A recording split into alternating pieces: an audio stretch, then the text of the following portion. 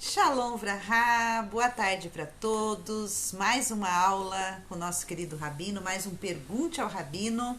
Ontem nós tivemos uma aula sobre o rei Salomão. Houve uma pergunta a respeito do nosso queridíssimo rei Salomão e o lado obscuro do rei Salomão. Tem muitas pessoas que têm dúvidas a respeito e ontem o Rabino fez uma aula respondendo algumas dessas perguntas. Olha lá, deixa seu comentário, você que está chegando aqui agora nessa aula.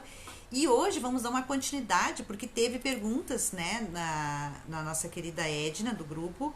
Ela perguntou aqui a respeito da aula de ontem, uma pergunta dela muito, muito interessante. Ela pergunta assim, primeiro ela agradece, né, pelo Rabino estar bem, já nos dando aula, e eu também agradeço do fundo do coração por a Hashem ter restaurado a saúde dele, ele está aqui com a gente, gravando aula.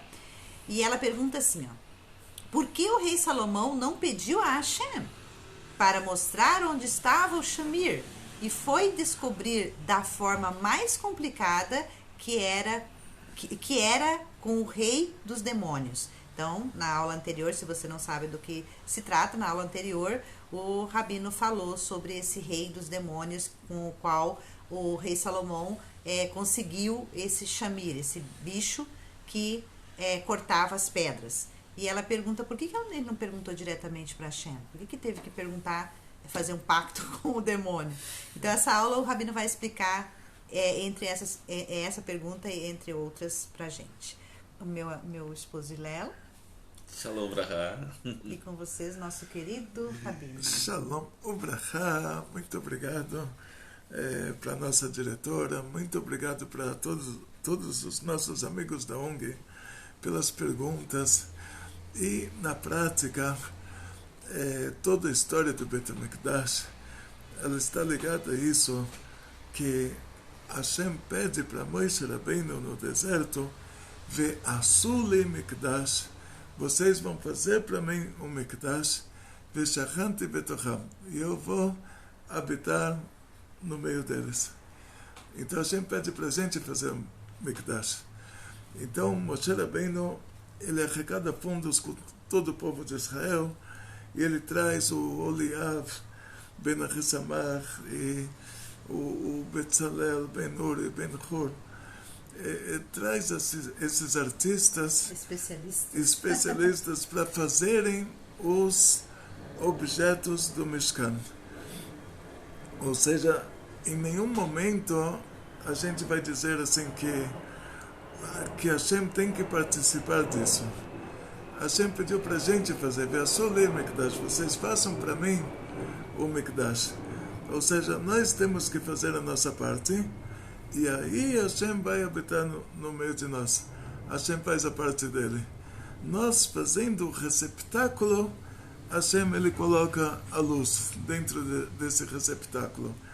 Então o rei Salomão não tinha como ele olhar para cima e falar, Hashem, me traz o Shamir. Hashem ia falar para ele, quando eu falei para Moshe Rabbeinu fazer o Mishkan, ele não me pediu nada. Ele fez tudo. Agora você quer que eu faça? Eu vou fazer o Beit HaMikdash, o terceiro Beit HaMikdash, eu vou fazer para você de presente. Vou fazer ele aqui no céu, vou descer ele pronto para esse mundo. Terceiro Beit HaMikdash, você pode falar, Hashem, quero o Beit HaMikdash, Hashem vai trazer para você o Beit HaMikdash pronto. Mas o primeiro e o segundo, e o que antecedeu o primeiro, que era o Mishkan, Ve'asu li Mikdash. Nós temos que fazer para Hashem o Mikdash. Então, o rei Salomão tinha que quebrar a cabeça sozinho, como ele vai conseguir cortar essas pedras. Naquela época não tinha plástico. O único jeito de cortar uma pedra era com ferro, e era proibido colocar ferro no Beit HaMikdash. Usar o ferro, sendo que o Beit HaMikdash ele vai aumentar a vida da pessoa, e o ferro diminui a vida, então não podia ter ferro lá. Tinha ouro, tinha prata, tinha tudo, mas ferro não podia ter. Não tem nada de ferro no Beit HaMikdash. Então o que acontece na prática? Contar para vocês uma história. A gente começa isso no começo do mundo, que Hashem criou o mundo em 6 dias. No 7º dia Hashem não criou nada. No sétimo dia Hashem não criou nada. Quando começa esse sétimo dia? Quando termina o sexto dia e quando começa o sétimo dia? Então, esse sexto dia, ele vai terminar oficialmente com o pôr do sol do sexto dia. Só que o sétimo dia vai começar oficialmente com a saída das estrelas do sexto dia, da noite do sexto dia. Então, esse período entre o pôr do sol e a saída das estrelas é um período que estamos em dúvida se ele pertence ao dia anterior ou ao dia posterior, se ele é considerado dia, se ele é considerado noite. Nesse período, que não vai nem para cá nem para lá, foram criadas, Hashem criou 10 coisas. Hashem criou os demônios, que é uma criatura meio material, meio espiritual. Então ele consegue fazer coisas que o ser humano não consegue, porque ele é meio espiritual. E Hashem criou o Shamir, esse bichinho. Ontem eu conversei sobre o tamanho do Shamir. Se você imagina que toda a função dele é mecânica, então ele tinha que ser um bichão. Então imagina, se ele tivesse que quebrar a pedra com força própria, ele tinha que ser do tamanho de um boi. Só que nossos sábios dizem, ele era do tamanho de uma cevadinha. Ele era pequenininho. Então como ele conseguia quebrar a pedra?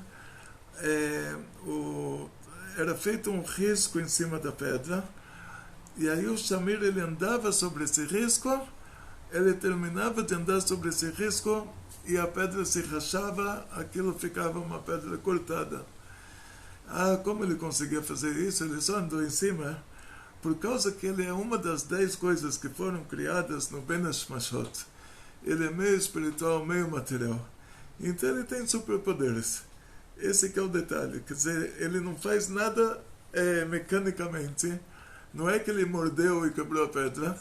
Ou soltou algum líquido. Nada. A pedra rachou de ponta a ponta. Não tinha como um bichinho pequenininho soltar um líquido e uma pedra rachar de ponta a ponta, pedra do tamanho dessa sala. Sim. Então ele andava em cima daquele risco, de repente se rachava toda aquela parte da pedra, a pedra ficava reta. Aí ele transformava uma rocha num tipo... um quadrado, né? Mais do que um quadrado, mais do que um cubo, assim, mais longo. Como se chama? Retangular. Num retângulo. Ele transformava uma rocha num retângulo. Então isso era coisa meio espiritual.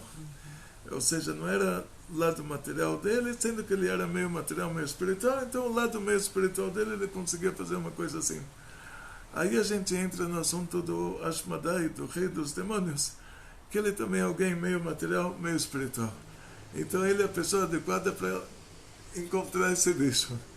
Porque, dá um exemplo para vocês,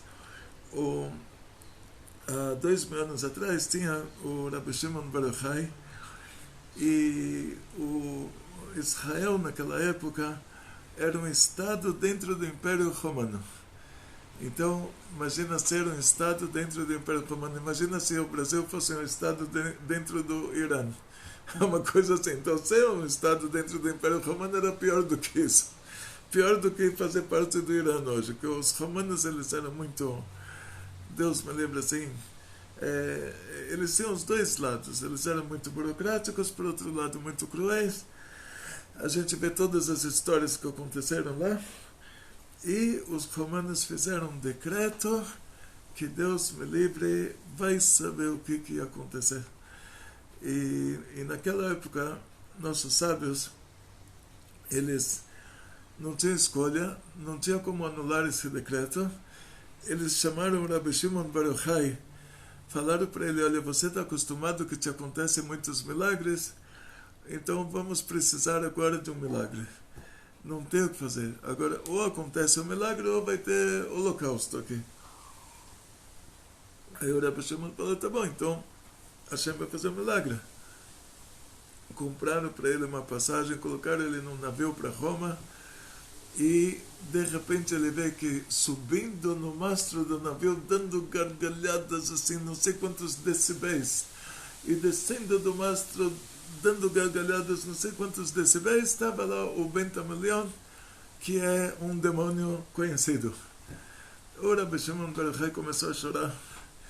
O Bentamelion desceu do mastro, veio para o Rabbi Shimon e perguntou: o que aconteceu, Tadinho? O que você está chorando? Aí o Rabbi Shimon olhou para ele e falou: a Agar, que era a serva de Abraão, Hashem mandou para ela um anjo. E para mim ele me manda você, me manda um demônio. Aí o Bentamelion falou para ele: porque eu vou fazer um trabalho melhor do que os anjos. Nenhum anjo vai conseguir fazer o que eu vou fazer. Então o Rabbi Shimon Bar Yochai perguntou: o que você vai fazer? Ele falou assim: eu vou para Roma agora, vou baixar na princesa. A princesa é uma filha única. Quem conseguir me tirar dela, o que essa pessoa pedir, o imperador vai dar. Não importa se está decretado um holocausto para o povo de Israel, ele vai abrir mão. Aí você chegando lá, você fala no ouvido da princesa, fala que você chegou, pede para todo mundo ficar longe dos vidros, das janelas, e aí eu saio dela, todos os vidros do palácio vão se quebrar, e ela vai voltar assim. Aí o que você pedir para o imperador, ele vai te dar. Aí tá bom. O Rabbi Shimon não entendeu que um anjo não teria como fazer uma coisa dessas. Realmente precisava de um demônio mesmo para isso. Então, o Rabbi Shimon, chegando em Roma, a cidade estava um alvoroço. A notícia do dia era que a princesa enlouqueceu. O imperador está pagando quanto for pedido, contanto que consigam curar ela. O Rabbi Shimon chega no palácio, fala que ele é um grande médico. Aí eles falaram: você não tem ideia de quantos mil charlatões já tiveram aqui? O imperador falou assim: você tem que assinar um termo que, se você não conseguir curar a princesa, você é condenado à morte. Aí ele assinou lá o termo, quer dizer, pegou o risco. Ele chega dentro do palácio, pede para todo mundo ficar longe das janelas. Vai para a princesa, fala: Bentamelion, cheguei, e bomba, assim, todas as janelas explodem, e a princesa acorda, fala: uau, o que aconteceu, onde eu estou, o que está acontecendo, que barulho é esse?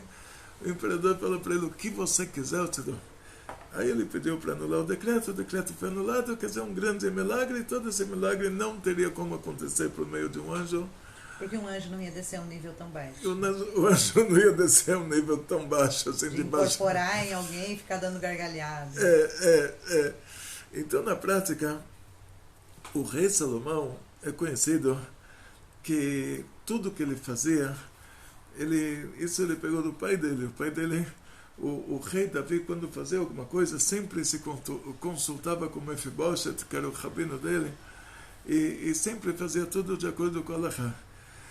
Então o rei Salomão tinha um Sanedrim, que são 71 sábios, que esse Sanedrim fez para ele um anel com o nome de Hashem de 72 letras, que eles tinham isso dentro dos segredos do Sanedrim, e uma corrente com esse nome de Hashem, e algemas com esse nome de Hashem, e deram para o rei Salomão para ele conseguir aprender o Ashmadai, acorrentar ele, porque esse era o único jeito de conseguir o Shamir. E tem uma história com o rei Salomão que ele conseguiu uma águia pré-histórica lá de não sei quantos metros, e com esse anel ele conseguiu subjugar a águia, e ele montou em cima da águia, a águia levou ele não sei para onde. Quer dizer, histórias tem de monte, mas não tinha como ele conseguir se chamar. E Hollywood nem sonha. Nem sonha. Mas não tinha como ele conseguir se chamar. Então, se começar a fazer vídeos, filmes sobre isso, eles vão ganhar muito dinheiro. Bom. E ele não tinha como conseguir isso, até que essa história assim continua, que ele aprisiona um demônio e uma demônia, e sendo que eles são meio materiais e meio espirituais, eles sofrem também, materialmente falando. Então ele, com os poderes desse anel e dessa corrente, dessas algemas que o Sanedrin preparou para ele, ele mandou apertar, espremer lá, pediu para o general dele para espremer o demônio na demônia, torturar eles para eles falarem onde está o Ashmadai. Aí o general conseguiu fazer isso, aí eles deram endereço lá, eles falaram, olha, você vai lá no Areia Rocha, nas montanhas escuras, e entre uma montanha e outra tem um vale, e lá no vale tem a água do Ashmadai que está com o selo dele, e ele sempre antes de beber água ele vê se não violaram o selo dele. Tem uma história assim muito louca. E aí o general fez um poço de vinho ligado por baixo no poço de água do Ashmadai, aí tirou a água, colocou o vinho no lugar. O Ashmadai chegou, viu que o lacre não tinha sido violentado, e abriu e tomou o vinho no lugar de tomar água, e ficou meio tonto. E aí o general, com essa corrente, com esse anel, com essas algemas, conseguiu prender o Ashmadai, e dessa forma eles conseguiram chegar no Shamir. Mas é claro que o Ashmadai ele não é bobinho, e ele se apoderou do anel e da corrente das algemas, e ele pegou a forma, o demônio ele consegue pegar a forma que ele quer, ele se rebela com a aparência de quem ele quer. E então ele pegou a aparência do rei Salomão, chegou lá no palácio do rei Salomão, antes do rei Salomão chegar, e foi lá, entrou, cheguei. Aí depois chega o rei Salomão, os guardas não deixam entrar, falam, você é impostor, o rei está aqui. O rei está com as esposas dele, está com a mãe dele, e não tem o que fazer. Mais de um mês ficou essa situação. Aí o rei Salomão fala, Nicoela, Teitimela, eu sou Coela, tu foi o rei. Mais de um mês, e o rei Salomão ia todo dia reclamar no Sanedrin. E o Sanedrin falava, não tem o que fazer, o rei está no palácio, está lá com as esposas, está lá com a mãe, e você não é o rei está lá na casa dele. Então, ele falou, então pergunta para as esposas, pergunta para a mãe, façam alguma coisa. Eles perguntaram para as esposas falaram, realmente, o rei Salomão está estranho, porque eu falo para ele que eu estou menstruada, não posso ter relação com o marido, e ele fala que ele não se importa. Que absurdo, um judeu religioso. Até que a Batseba, a mãe do rei Salomão, falou para o Sanedrin que ele está querendo dormir com ela. Então eles falaram, então esse cara tem razão, ele é o rei, o outro é o demônio. Aí eles refizeram esse anel com o nome de Hashem, de 72 letras, refizeram as algemas, refizeram a corrente, e aí o rei Salomão conseguiu tirar o Ashmadai de lá.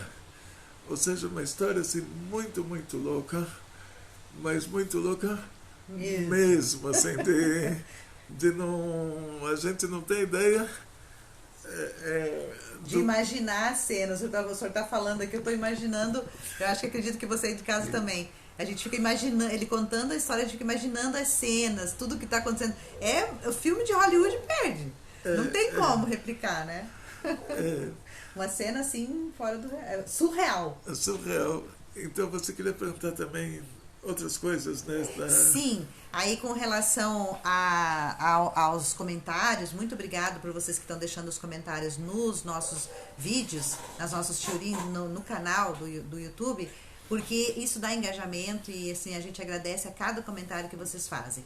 E lá foi comentado, Rabino, não me recordo agora o nome, mas comentaram assim, por que a Torá diz que Salomão ele fez o que era mal aos olhos de Deus. Vamos chegar.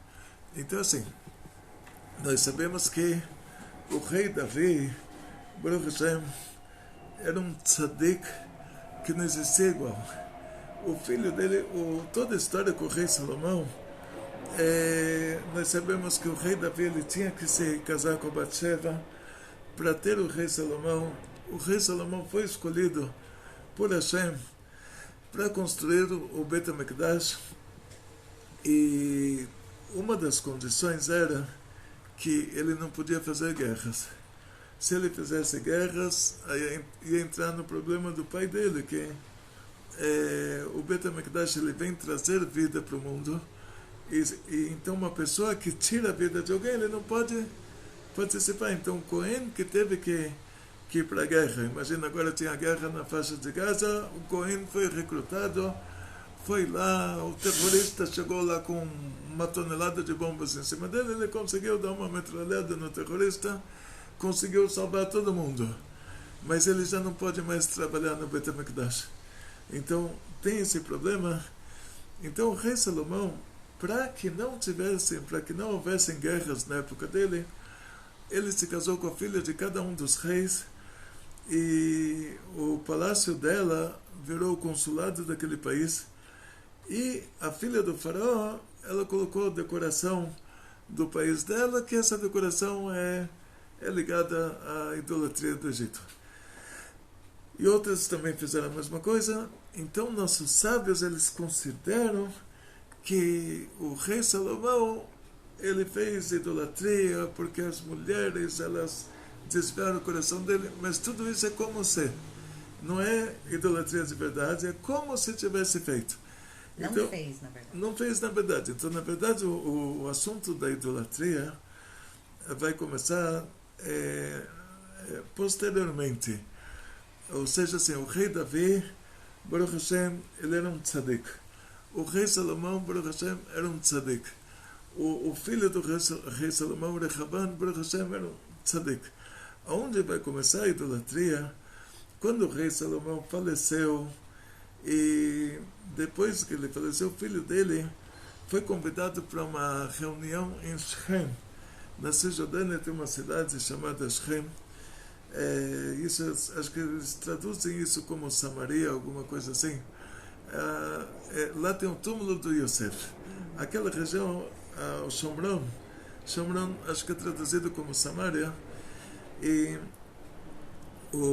ele sabia que ele tinha sido convidado para tentar reduzir os impostos.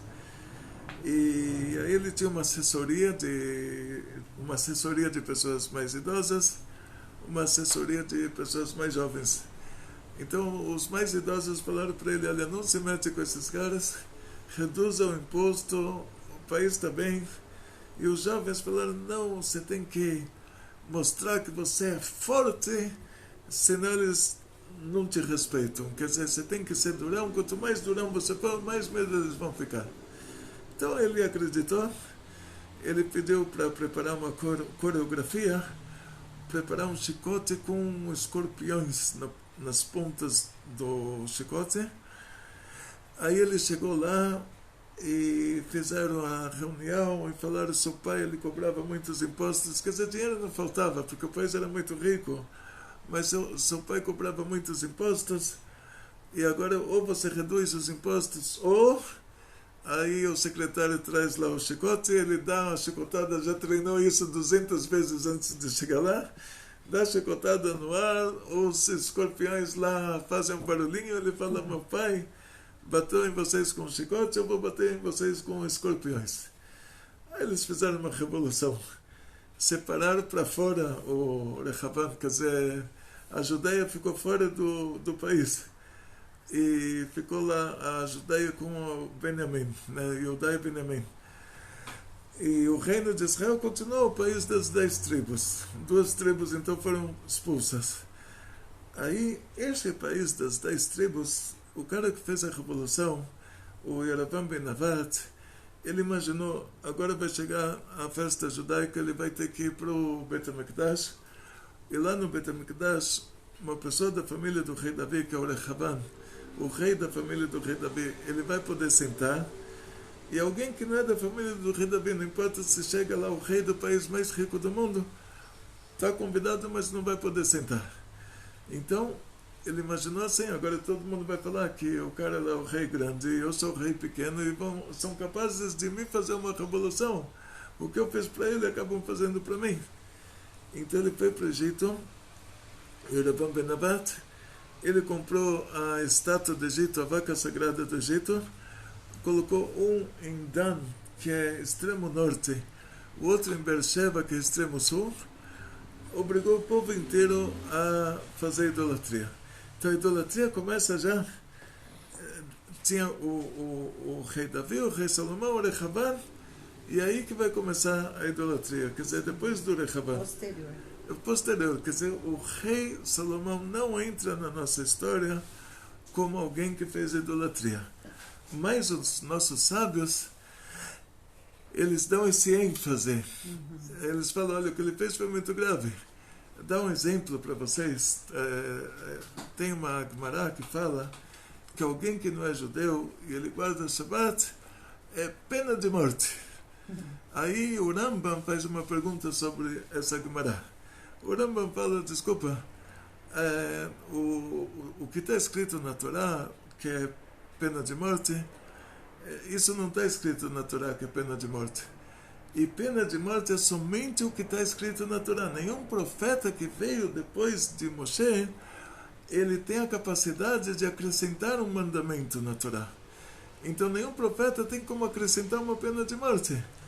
Então como pode ser que a Gemara fala sobre um assunto desses, chama isso de pena de morte? Não é pena de morte.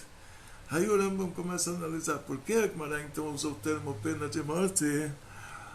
Porque idolatria está escrito no Chumash que idolatria é pena de morte. Aí em qual caso, tipo, tinha lá a pessoa na época antiga, não é como hoje em dia, é ignorância, não é idolatria, né? Hoje em dia a pessoa faz o que os pais faziam. Mas na época antiga tinham lá sacrifícios de crianças e N coisas assim. Idolatria antiga era pesada, barra pesada. Então, ou você parava aquilo. Agora, você fala, tipo, nosso patriarca Abraão, ele rezou para o sol e o sol se pôs, e depois ele rezou para a lua e a lua desapareceu, ele rezou para as estrelas sumiram. Você vai falar, ele levou um castigo por ter feito idolatria? Não, ele estava procurando a verdade, então ele tentou isso, tentou aquilo até encontrar. Então hoje em dia tem a pessoa nasce católico, depois ele procura a verdade, aí ele vira evangélico, ele vê que não é isso, aí ele vira messiânico, ele vê que não é isso, até ele encontrar o judaísmo, ele vai fazendo uma idolatria atrás da outra. Na ignorância. Na ignorância, como Abraão Avinu, rezou para o sol, rezou para a lua. Mas aquela idolatria que a Torá fala, a pessoa recebeu a Torá no Monte Sinai e depois foi fazer um quadrúpede, um bezerro de ouro e falar que isso é o Deus que tirou eles do Egito, aquilo é pena de morte. Aí eles lá assassinaram Hur e aí Moshe Rabbeinu falou, quem é por Hashem, Mil Hashem Elai, e aí foi lá o tribo de Levi junto com Moshe, fizeram uma guerra com os idólatras, mataram 3.000 pessoas. É sobre isso que está dito, assim, que idolatria é pena de morte, é pena de morte. Agora, para você fazer um julgamento de pena de morte, tem que ir lá 2 testemunhas, judeus religiosos acima de 13 anos de idade, e falar para a pessoa, você sabe que o que você está fazendo é idolatria? Eu falei, olha, antes de vocês chegarem, eu sabia, mas agora que vocês estão aqui, já esqueci. Aí já não é mais pena de morte. Porque a pena de morte, a pessoa tem que falar na frente das 2 testemunhas. Confessar. Não confessar. Ele tem que admitir. Assumir. Então ele fala, eu sei que isso é idolatria, eu sei que é pena de morte, e depois que ele falou isso, fazer. Em relação ao que ele já fez antes, não adianta, porque não... Ele tem que, assim, as testemunhas falam, você sabe que isso é idolatria pela Torá? Você sabe que o castigo para isso é pena de morte? E aí, antes de você poder falar 3 palavras, Shalom Aleichem Rabi, porque senão já é considerado que ele esqueceu, então ele fala, eu sei que isso é idolatria, eu sei que é pena de morte, e faz. Esse caso é a pena de morte. Agora, se ele fala, eu sei que é idolatria, passou um tempo de 3 palavras, então ele já esqueceu que era idolatria. Se ele fala, agora que vocês estão aqui, sou obrigado a falar que eu não sei, já não é mais pena de morte. Ou seja, assim, está enganando na cara, mas para ser pena de morte, ele tem que falar, num tempo curto que não tem um intervalo de 3 palavras no meio, eu sei que isso é idolatria depois que eles avisaram. Eles perguntaram, você sabe que isso é idolatria? Você sabe que isso é pena de morte? Aí ele responde, eu sei que isso é idolatria, eu sei que isso é pena de morte, e faz. Então era um caso que não tinha como acontecer antigamente. Mas então a Gemara fala, usa esse termo, pena de morte, que está comparando a pessoa que não é judeu, que guarda o Shabat, está comparando isso à idolatria. Então o Rambam pergunta por que a Gemara está comparando isso à idolatria. O que tem de idolatria nisso? Ele está rezando para a estátua? Não está rezando para a estátua. A pessoa resolveu na segunda-feira, ele falou agora vai ser Shabat. Ele, segunda-feira inteira, ele não trabalha. Então, pena de morte. Ele está guardando o Shabat de segunda-feira. Então o Rambam diz assim, a intenção da Gemara é que ele inventou uma religião. E isso que inventou a religião é como se fosse idolatria e é como se fosse uma pena de morte. Não é pena de morte, não é idolatria, mas é um como se fosse. E esse como se fosse, a Gemara fala, então, goi que guarda o Shabbat, pena de morte. Está dizendo como se fosse. Como se fosse. E por que o como se fosse? Porque Hashem te deu para um judeu 613 mandamentos. Hashem deu para alguém que não é judeu 7 mandamentos. E aí a pessoa fala, não, são 8 mandamentos. Então que Deus é esse? Quem que é o seu Deus? Tem um Deus que deu 613 mandamentos e 7 mandamentos. Que Deus é esse que deu 8? Qual que é o seu Deus? Então você é um idólatra. Você inventou uma religião, é idolatria. Mas não é idolatria de verdade, porque ele não está rezando para a estátua, não está fazendo oferenda para a estátua. É um como se fosse. Mas esse como se fosse, então a Gemara fala, a pessoa que não é judeu, que guarda o Shabbat, é como se fosse idolatria. É como se fosse uma pena de morte. Mas se ele sabe que ele é obrigado a cumprir 7 mandamentos, e ele cumpre, diz o Rambam, qualquer outro mandamento divino, voluntariamente, aí tá bom, não tem problema. Então se ele fala, olha, tá bom, eu estou guardando o Shabbat voluntariamente, eu não sou obrigado. Eu não tenho 8 mandamentos, tenho 7, mas voluntariamente estou cumprindo um mandamento que eu não sou obrigado a fazer. Então, é tipo uma mulher que coloca um tefilim, uma mulher que coloca um tzitzit. Ela ganha um prêmiozinho lá de cima. Não como o homem, que é obrigado a fazer, mas se ela fala, eu sou obrigada pela Torá a colocar tefilim, ela está inventando uma religião. Esse que é o detalhe. Então, no caso do rei Salomão, também, o que falaram que, olha, ele fez idolatria como se fosse. Porque o fato dele ter tido tolerância para as esposas, não ter pego no pé delas em relação à decoração, é como se ele fosse cúmplice disso. Mas não cometeu nada. Mas não cometeu. Onde começa a idolatria? Com o Yeravam ben Navat. Essas 3 gerações do rei Davi, o rei Salomão, o rei Rehavam, elas não entram na nossa história como geração de alguém que fez idolatria. Aí a 4ª geração, que é o Yeravam ben Navat, que eles se separam, o reino de Israel separa a Judeia, e eles viram o reino das vacas sagradas, e depois esse reino de Israel, ele vira 10 tribos perdidas, quer dizer, ele foi para o Beledel, mas lá que começou a idolatria. Eles duraram 180 anos, começou com o Yeravam ben Navat, que trouxe esses bois do Egito, e terminou com o Sanherib, que era o rei da Assíria, que levou eles para os Cafundó, e até hoje eles são 10 tribos perdidas. Sim. Mas o rei Salomão não entra nessa lista de reis de Israel que fizeram idolatria. Ok, Ava querido, muito obrigada. Agora a última pergunta é uma pergunta recorrente e muito pertinente para o tema que a gente está abordando aqui sobre pactos, né, com demônios.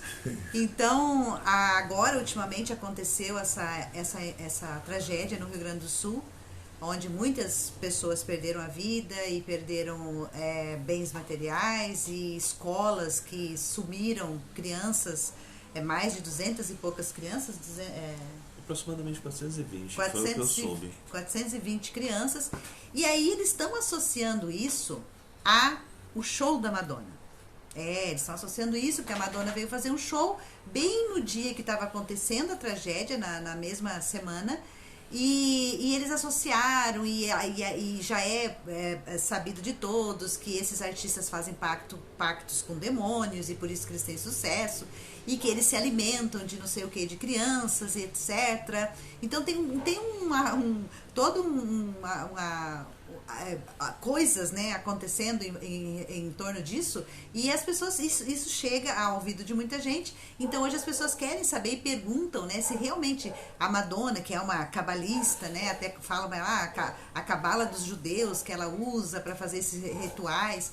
Então hoje seria interessante, Rafa, a gente desconstruir como que funciona esse negócio. A Madonna tem mesmo pacto com o demônio. Esses artistas, eles têm essa fama toda porque eles fazem isso? Ou como que funciona isso? O que o senhor diz sobre isso? Então, agora sim, o pessoal comercializou o demônio, né? Sim. Então fizeram lá, ontem levei a minha filha para uma aula, e no meio do caminho também tinha uma loja lá de não sei quantas bandas, né, que tinha um monte de coisas assim dessa categoria. Uhum. E assim, entre nós, em primeiro lugar, o Rambam, ele diz que essa categoria de demônios já se extinguiu. Ou seja, nós temos no mundo material, temos coisas que se extinguem. Então tinha um animal na época do Mishkan, que a pele dele foi usada para cobrir o Mishkan, e depois esse animal se extinguiu. Nós temos assim animais com um sinal só de pureza, como Shafan, Ernevet, que traduziram como coelho lebre, tradução errada, mas o animal original se extinguiu. Por isso eles não encontraram o animal original, então pegaram qualquer coisa assim para preencher. Não, que nem semelhante era. Porque não tem como chamar um roedor de ruminante, que não é a mesma característica, mas assim, o João Ferreira de Almeida, na Indonésia, tinha lá a Estreita de Malacca, eu não sei como era o lugar onde ele estava na Indonésia, e ele traduziu a Torá para português, sem nunca ter visto um judeu, sem nunca ter visto nenhum dos animais lá, e ele inventou coelho lebre. Erro dele, né? Erro, falta de responsabilidade de uma pessoa que realmente não precisa disso para nada. Mas as coisas espirituais, elas também se extinguem. Essa categoria de coisas, porque conforme o mal do mundo, ele vai perdendo força. Ou seja, a coisa ruim perde força. Então você vai visitar um zoológico, aí você vai ver no zoológico, chega na jaula do leão, você vai ver que o leão está em extinção. O tigre da Sibéria em extinção. Tigre que não é da Sibéria em extinção. Lobo de não sei das quantas em extinção. Urso de não sei das quantas em extinção. Ou seja, assim, o lado forte da Sitra Achara, o lado forte da coisa ruim, está perdendo força. Está desaparecendo, por causa que nós estamos chegando próximos a Geulah, então a coisa ruim vai se dissolvendo. Então você não vai encontrar nenhum animal desses animais impuros, que eles são o cúmulo da impureza, os animais mais assassinos, mais perigosos, eles já estão todos se extinguindo. Então, os demônios entram nessa categoria, que na hora que a Sitra Achara, na hora que o outro lado perde força, eles se extinguem juntos. Então, o Rambam falou que na época dele, esses demônios da categoria do Ashmadai já não existiam mais. Simplesmente não existiam mais. Uma coisa ou outra mais leve do que isso sempre existe, mas é como você falar, comparar o tigre com o gatinho que tem no telhado. Sim. Então, se tiver um tigre no telhado, você chama a polícia. tem um gatinho no telhado, você está com um sapato, está com um copo de água. Então, o que acontece é que os demônios se extinguiram. Agora, quando eles falam a palavra diabo, não tem a ver com a nossa religião. Ou seja, assim, os romanos antigos, nosso povo acompanhou a migração deles. Eles eram um país no sul de Israel, chamava Edom. Eles tinham o idioma deles, que não era o latim. E nosso povo acompanhou, tipo assim, no Bom Retiro tem coreanos, tem bolivianos, então a gente acompanha essas migrações, né? A gente fala, olha, o coreano veio da Coreia até o Bom Retiro, o boliviano veio da Bolívia até o Bom Retiro. Você sabe como é a cara de um, a cara do outro, você sabe a língua, o idioma de um, o idioma do outro. Então a gente acompanhou a migração do Edom. O Edom se tornou Roma. Eles foram para a Itália da Grécia, que é chamada Itália Selevan. Eles aprenderam a língua do povo que tinha lá, que é o latim, que não era a língua deles. E lá eles cresceram, lá eles montaram o país deles. Ou seja, quando a gente fala sobre religião de Roma, a língua deles não era a língua deles, a religião deles também não era a religião deles. Eles pegaram a religião dos gregos, que era o dono do espaço lá, que a Calábria, o lugar onde tem a cidade de Roma, ele é chamado na Gemara de Itália Sheliavan, Itália da Grécia. Então, eles pegaram a religião dos gregos, que na religião dos gregos tem o Deus do bem e o Deus do mal, os dois são eternos, cada um tem o território dele. Então tem lá o Zeus, que virou Júpiter em Roma, que a reza dele é no domingo, que depois virou o Deus do cristianismo. O Zeus virou Deus. E tem o Hades, né, que era o diabo, que era o Deus das trevas, o Deus da escuridão. E os dois eram paralelos, os dois existiriam eternamente. E essa era como se fala, não é uma história, é a lenda, né? Sim, uma lenda. A lenda da idolatria grega, que nunca tinha um Deus só, e o bem nunca prevalecia. O bem sempre estava equilibrado com o mal, e os dois mandavam igual. Então eles pegaram isso, os romanos antigos pegaram a religião dos gregos, deturparam ela, e eles pegaram os conceitos básicos da religião dos gregos. Então, por exemplo, o que quer dizer o Todo-Poderoso? O Zeus, que é o Deus do bem, né? Da luz, para mostrar que ele é o Todo-Poderoso, ele violentou a mulher do anfitrião na noite de núpcias, e ela engravidou do Hércules. O anfitrião teve que dar um sorrisinho, porque senão perdia a cabeça. Então isso mostra que ele é o Todo-Poderoso. Olha como ele é poderoso. Ele vai lá, violenta a mulher do cara na noite de núpcias, que ela era virgem casada. Para ser virgem casada só acontece isso uma noite na vida, que ela se casa e ela ainda é virgem, quer dizer, a noite de núpcias. Então esse é o conceito de o Todo-Poderoso da mitologia. Esse é o Deus do bem. Então imagina o Deus do mal lá, o que não fazia, né?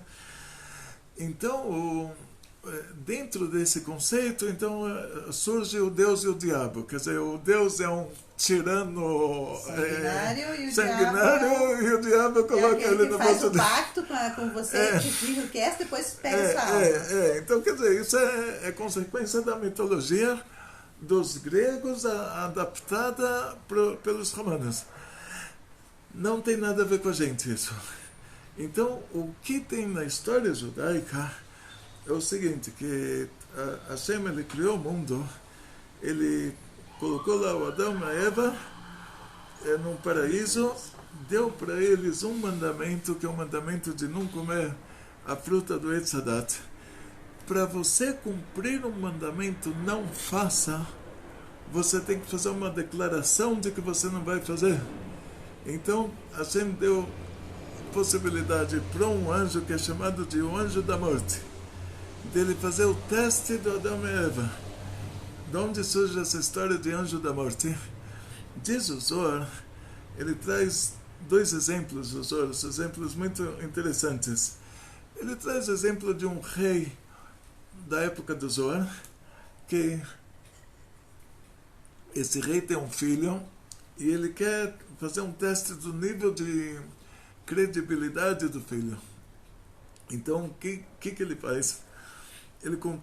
O rei contrata uma prostituta e ele fala para ela: você testa o meu filho, tenta seduzir ele, quero ver se ele tem credibilidade. Quer dizer, se ele cai na lábia dela, quer dizer que ele não tem crédito. Então agora, coitado, ela fala: ou você me dá X ou te publico no Instagram.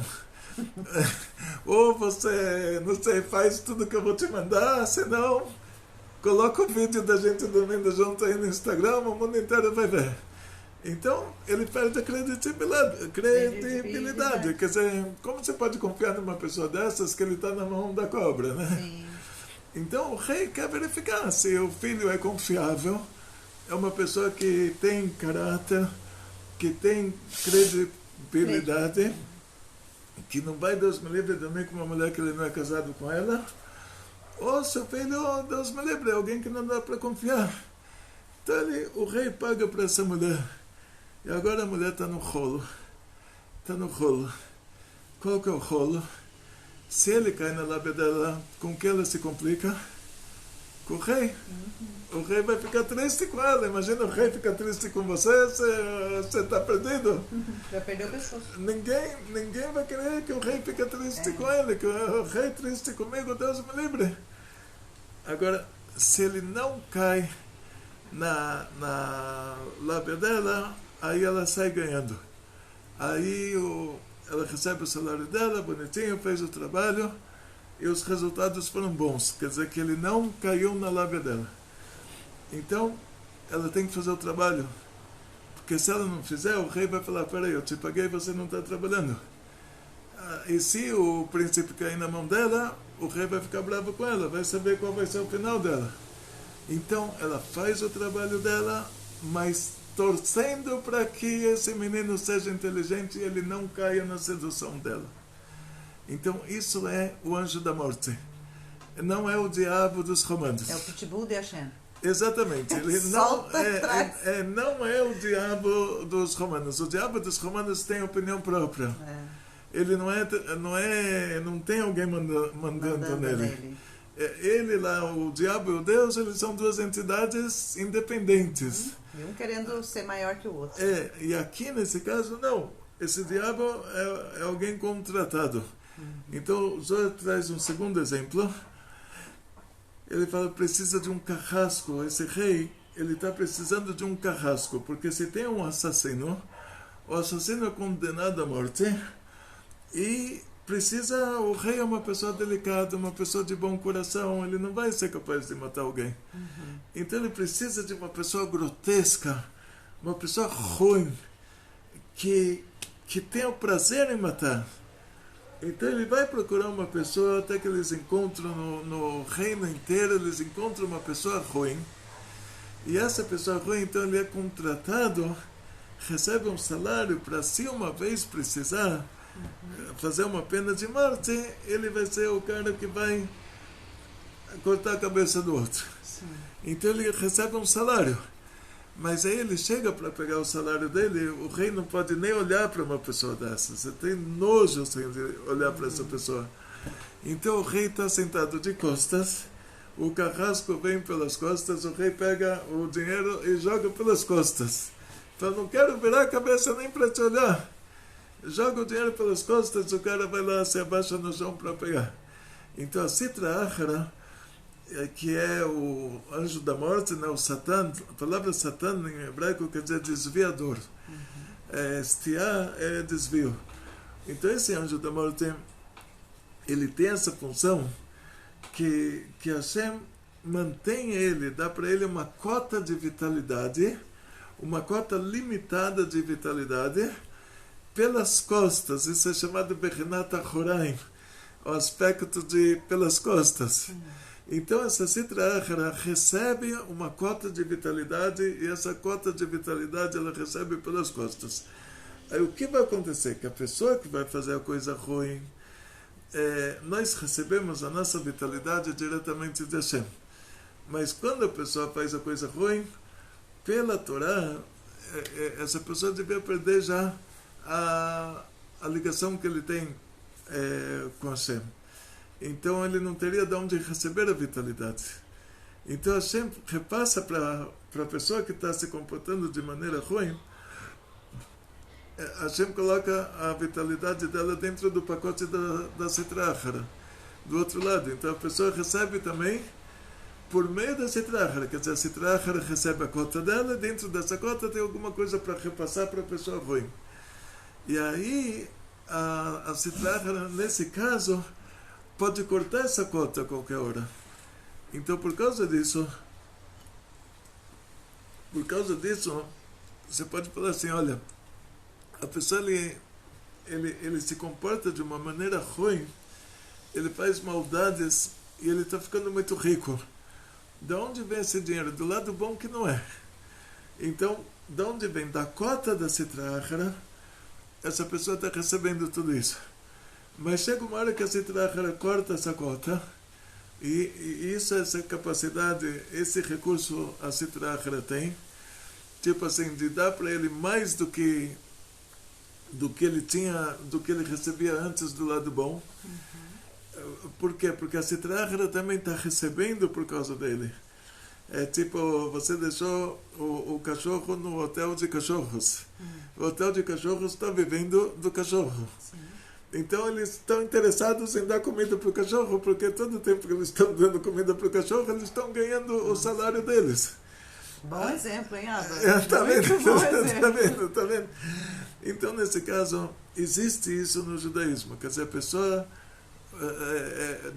depois que a pessoa se tornou uma pessoa ruim, ela ficou muito rica, e você fala, pô, quando ela era uma pessoa boa, ela não estava rica assim, agora que ela está se comportando errado, ela ficou muito rica, e depois do nada, puf, cortou. Ela se quebra totalmente. Isso é Tânia. Exatamente. Tânia volume 1. Agora, quando você fala sobre Madonna e os artistas, isso é outra religião. Não tem a ver com a nossa religião. Quer dizer, nem a cabala da Madonna, que ela fala da cabala, não é a nossa. Não tem nada a ver. É assim, deixa eu te contar. Quando ela fala, o diabo dela não é o nosso. Entende? O diabo dela é o diabo da mitologia. Entende? O nosso é a prostituta do Zohar. O nosso é que a Hashem precisa daquela pessoa para testar o filho dele. O nosso é que a gente precisa daquela pessoa para matar os condenados. Ou seja, é um diabo que ele está controlado. Ele está torcendo. Ele é subordinado. Subordinado, e ele está torcendo para que você não faça coisa errada. Está torcendo por você. Ele não quer que você caia na lábia dele, ele quer o contrário. Então, não tem nada a ver uma coisa com a outra. Agora, a questão é se o diabo dela existe ou não. Agora é outra questão. Quer dizer, então ela começou a fazer coisa errada e ela ficou muito rica, e você fala, tá vendo, ela está recebendo, fez o pacto com o diabo, e daqui a pouco o diabo leva a alma dela. Então esse diabo dela não existe. Não existe, de verdade que não existe. E isso que ela está fazendo uma coreografia, e tem gente que se identifica com isso. Ou seja, quando você fala para a pessoa, você faz uma declaração, Deus criou o mundo. Todo mundo que tem uma alma divina, uma alma pura, vai falar, uau, que legal, Deus criou o mundo. Ele se identifica com a causa. Sim. Na hora que você fala, o homem vem do javali, o seu avô era um javali, ou não sei, um orangotango da África. Tem gente que vai se identificar com isso. Você fala, pô, como pode ser que a pessoa se identifica com isso? Ele é orgulhoso de que o avô dele era um orangotango, ou um gorila, não sei das quantas. Então, vão ter pessoas que vão se identificar com isso. Mas, para você, não tem a ver com a gente. Então, na verdade, assim, ela fez um show promovendo o diabo dela que não existe. Sim, que coincidiu com a tragédia do Sul. E que coincidiu na mesma época. E aí você vai falar, pô, teve gente que se identificou com isso? Tem gente ruim no mundo, tem gente que vai se identificar com coisas assim. Contar para vocês, Derech Hagav, o Rav Moshe Weber, meu mashpia, tem lá a foto dele. O Rav Moshe me contou uma vez uma história muito legal. Ele me fez uma pergunta, ele falou, Yosef se encontrou com o faraó. O faraó contou para o Yosef sobre vacas bonitas e vacas feias. E ele contou o sonho dele, que ele sonhou com vacas bonitas e vacas feias.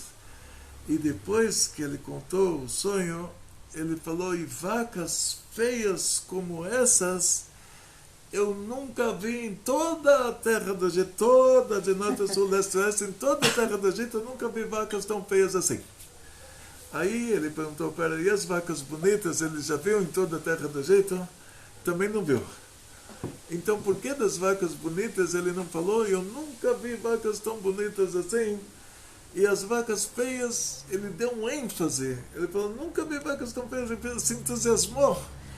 Então, diz o Rav Moshe Weber, as pessoas ruins, eles se entusiasmam com as coisas ruins. Pessoa ruim, ele gosta de falar de coisa ruim. Ele se entusiasma com a coisa ruim. Então, na hora que ele falou das vacas bonitas, ele não se entusiasmou. Na hora que ele começou a falar das vacas ruins, aí ele se entusiasmou. Aí ele ficou todo emocionado. Ai, ruim. Que chegou na praia dele, né? Chegou na vitalidade dele. Falou, vacas tão ruins assim, eu nunca vi em toda a terra do Egito de tão ruim. Então, o que acontece? Tem gente ruim que na hora que ela vê a coisa ruim, ela se entusiasma. Meu pai tinha um ditado. O seu pai, vamos lá, o ditado. Meu pai falava assim, que gambá cheira gambá. Sim. Deixa aqui nos comentários se você conhece esse ditado aí. Gambá cheira gambá. Então, assim, ele fala assim, ó, não chegue perto de pessoa tal, né? Se você chegar é porque você tem uma afinidade. Então, ele falava, e aí você é um gambazinho, que gambá cheira gambá. Então, o que acontece é que se a mulher lá fez uma coreografia de um diabo que não existe, e a outra pessoa está toda entusiasmada, esse teve afinidade. Ele está entusiasmado com a coisa ruim, quer dizer, desculpa, quando você já ficou entusiasmado com uma coisa boa, a coisa boa não te deixa entusiasmado. Agora você vai olhar lá o diabinho da cultura grega e com o tridente aí de Poseidon, do deus do mar lá dos gregos, e rabinho com flechinha, e isso te deixa entusiasmado, isso te deixa feliz. Contou até quantos diabinhos tinha lá no palco da Madonna, contou lá os diabinhos, diz que tinha, né, os diabinhos lá, né? Aí a pessoa, isso quer dizer o quê? Que tem afinidade, que fica procurando isso, né? Fica procurando um meio de associar uma coisa que é realmente pornográfica e assim, uma coisa que os nossos olhos sofrem quando vem, com uma tragédia no Sul. Então, assim, é as afinidades que o senhor está falando, né? Então, assim, o diabo dela não existe. A cabala dela não é a nossa. A cabala dela não é a nossa. Para vocês terem uma ideia, na cabala tem muitas receitas, assim, isso é chamado cabala prática, né? Mas para a pessoa fazer essas coisas, ela precisa saber aqueles nomes de Hashem que não chegaram até nós. Simplesmente não chegaram. Discípulo do discípulo. E que não chegou até nós, se perdeu no meio do caminho. Isso. Então, por exemplo, tinha o Maral de Praga. O Maral de Praga era o filho do filho do filho do filho do filho do filho, até o rei Davi. Quer dizer, ele era um descendente do rei Davi, o filho do filho do filho do filho. E naquela época, a República Tcheca, o que hoje é chamado de República Tcheca, não sei como chamava a Boêmia, não sei como chamava o país naquela época, a cidade de Praga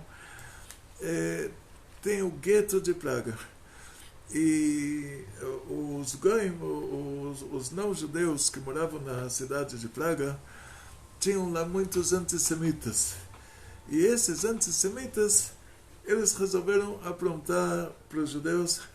E chegava a época de Pesach, eles inventaram que os judeus eles assassinavam criança para colocar o sangue da criança nas maçotas. Imagina. Eu lembro. É proibido assassinar, proibido comer sangue, proibido comer carne humana. Deus, assim, 1 milhão de proibições aqui e a pessoa ainda tinha a capacidade, a criatividade de imaginar isso. E ainda o governo lá tinha a cara de pau de acreditar nisso. Então, não tinha o que fazer. Quer dizer, eles iam colocar uma criança morta dentro do gueto e Deus me lembre, o governo ia expulsar todos os judeus de lá. Então, Manuel de Praga não tinha o que fazer, porque essas pessoas da República Tcheca, não era República Tcheca, não me lembro se era a cidade de Praga, que naquela época, não sei se o país chamava Boêmia, como chamava o país, mas é onde tem hoje em dia a República Tcheca. E esses tchecos, eles eram pessoas muito perigosas.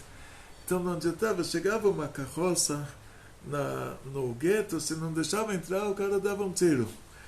E você não tinha com quem conversar. Então era um perigo para alguém ficar, um guarda ficar na porta do gueto, era um perigo. Aí o que fez o Manuel de Praga? Ele foi com os alunos dele, fizeram uma pessoa de terra e deram 7 voltas, falaram nomes cabalísticos em volta dessa pessoa. E o Maharal pegou esse nome de Hashem de 72 letras, colocou na boca da pessoa, um pergaminho, colocou na boca dessa pessoa, e a pessoa ficou uma pessoa de verdade. Mas assim, ele não falava, assim, tinha uns defeitos de fabricação. Aí colocaram ele, o Maharal se comunicava com ele. E colocaram ele na porta do gueto. Quando chegava, esses caras que estavam com criança que eles assassinaram para colocar dentro do gueto, chegaram, falaram para o guarda, sai daí. Aí o golem, chamava golem isso, né? Segurava a carruagem, o cara tirava o revólver, bomba, dava um tiro, pegava a espada, enfiava, não acontecia nada. Aí eles saíam correndo e o golem ele conseguiu proteger o gueto de Praga dessa maneira por muito tempo. Depois, pelo que eu entendi, o final da história é que ele está hoje no porão da sinagoga de Praga, o Altenay Yeshiva, que se chama sinagoga. Porque ele não morre, né? Não, ele foi desativado. Foi tirado. O pergaminho foi tirado da boca dele, mas esse corpo dele ficou no porão da sinagoga de Praga. Então isso é chamado de cabala prática. Mas cabala prática é uma coisa do bem, não é feitiço. Agora, falar que a mulher lá fez um feitiço, ela vai chamar isso de cabala, isso não é cabala. Cabala é do lado puro, do lado bom. A feitiço, cabala, são duas coisas que não tem nada a ver uma com a outra. Então, se ficou alguma dúvida, se ficou ainda alguma pergunta, vai para depois de Shavuot. Vai para depois de Shavuot, porque agora a gente vai falar sobre Shavuot, já sem ser essa semana, na próxima, né, na segunda semana do mês de junho, né, que saímos do mês de Ar sem ser nessa semana, na outra, e na próxima semana, então, na segunda semana já temos a festa de Shavuot. Então, a gente vai agora dedicar o nosso tempo, nossa saúde, nossos esforços para falar e explicar a vocês dessa data tão importante que é Shavuot. Mas não deixem de deixar seus comentários, se vocês gostaram da aula, deixa aí embaixo que gostou da aula, se tem algum outro tema que a gente possa posteriormente a Shavuot desenvolver em cima desse que já foi desenvolvido, para a gente continuar junto com o Rabino Gloiber desconstruindo conceitos errados que as pessoas têm aí com relação a vários temas da nossa Torá. Um beijo no coração de vocês, obrigado Rabino pela aula, obrigado Ilela pela companhia agradável. Eu que agradeço. Obrigada, Ava. E atzlachá, briut, para nós abençoar, muito sucesso, muita saúde, muito dinheiro, felicidades judaicas de toda a família, grandes milagres em grande estilo. Amém.